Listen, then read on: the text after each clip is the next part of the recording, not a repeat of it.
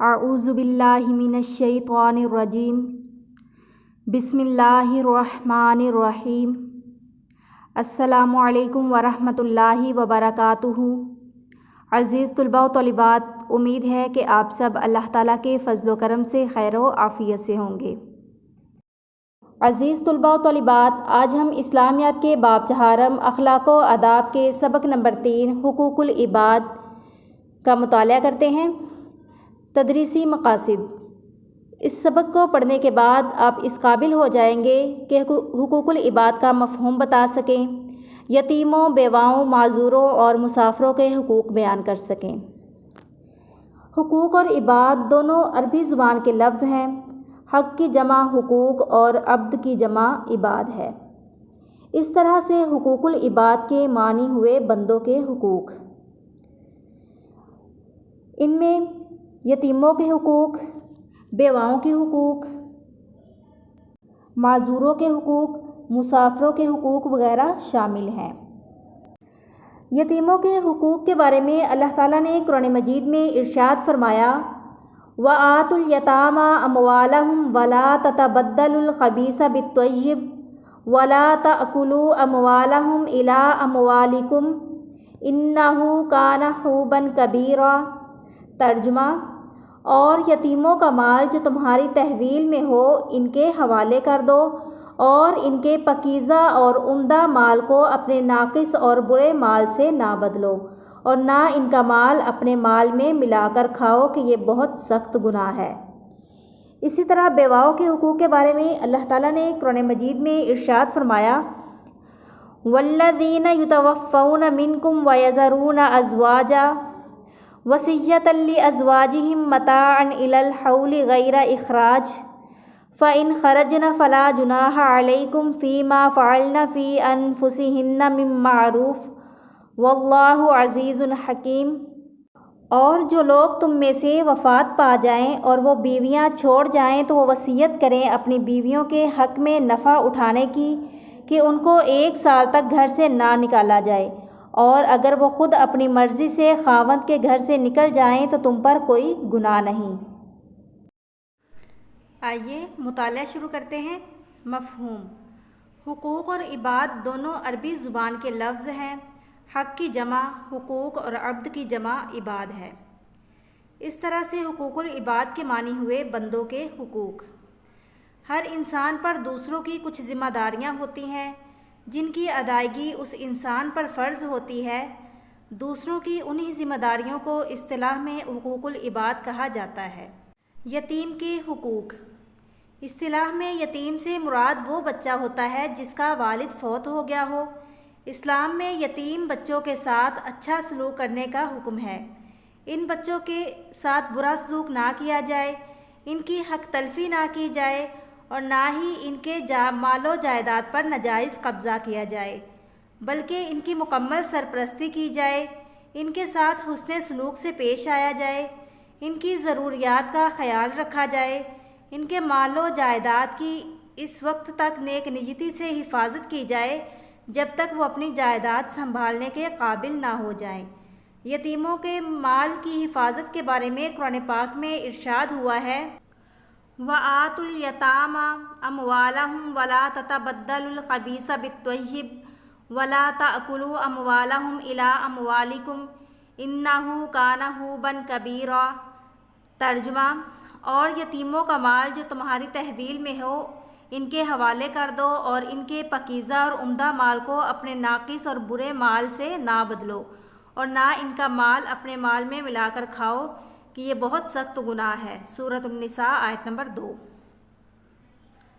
اگر یتیم کی کفالت کرنے والا خود بھی نادار اور غریب ہے تو وہ یتیم کے مال میں سے ضرورت کے مطابق مال لے سکتا ہے، لیکن جو شخص مالدار ہو اسے چاہیے کہ ہرگز مال نہ لے۔ اگر وہ پھر بھی مال لیتا ہے تو اس کے لیے وہ جواب دہ ہوگا۔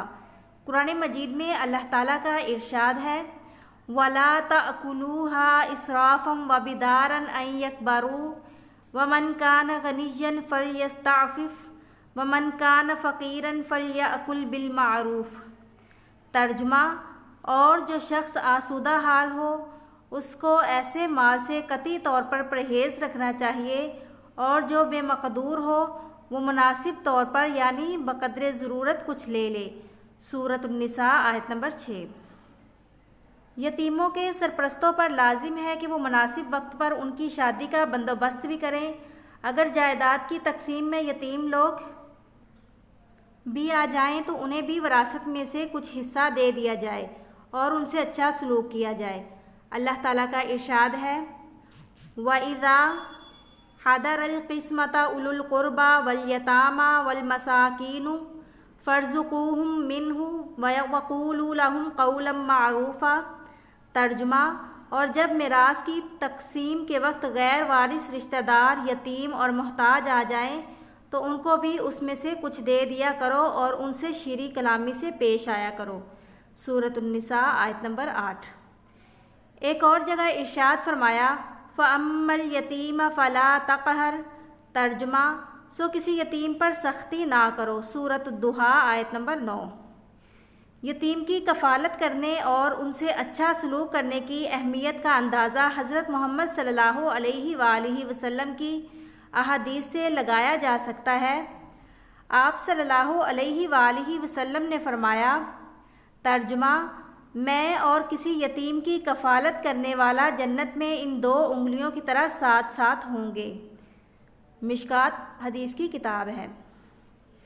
پھر ارشاد فرمایا، ترجمہ: جو شخص کسی یتیم بچے کو گھر بلا کر لائے، اس کو کھلائے پلائے تو اللہ اسے جنت عطا فرمائے گا۔ سبحان اللہ۔ ابن ماجہ میں ہے کہ حضرت محمد صلی اللہ علیہ وآلہ وسلم نے فرمایا، ترجمہ: مسلمانوں کا سب سے اچھا گھر وہ ہے جس میں کسی یتیم کے ساتھ بھلائی کی جائے اور سب سے برا گھر وہ ہے جس میں کسی یتیم کے ساتھ بدسلوکی کی جائے۔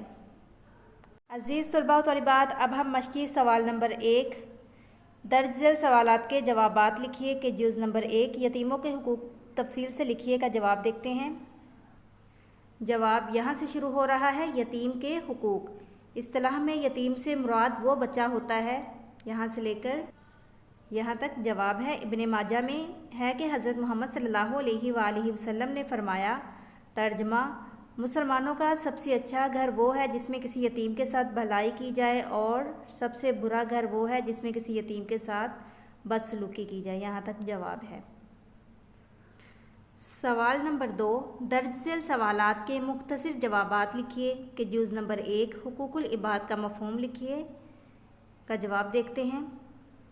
جواب یہاں سے شروع ہو رہا ہے۔ مفہوم: حقوق اور عباد دونوں عربی زبان کے لفظ ہیں، یہاں سے لے کر یہاں تک اصطلاح میں حقوق العباد کہا جاتا ہے۔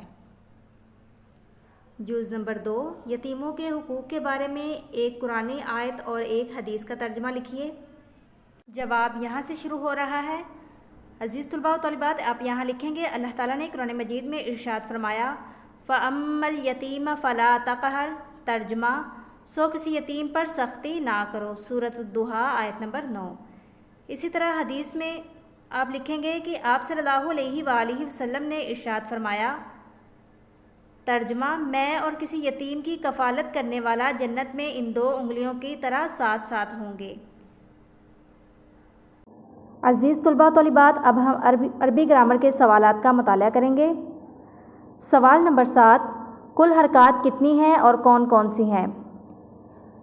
کل حرکات 9 ہیں اور وہ یہ ہیں: زبر، زیر، پیش، 2 زبر، 2 زیر، 2 پیش، کھڑی زبر، کھڑی زیر اور الٹا پیش۔ سوال نمبر 8 کل کتنی علامات ہیں؟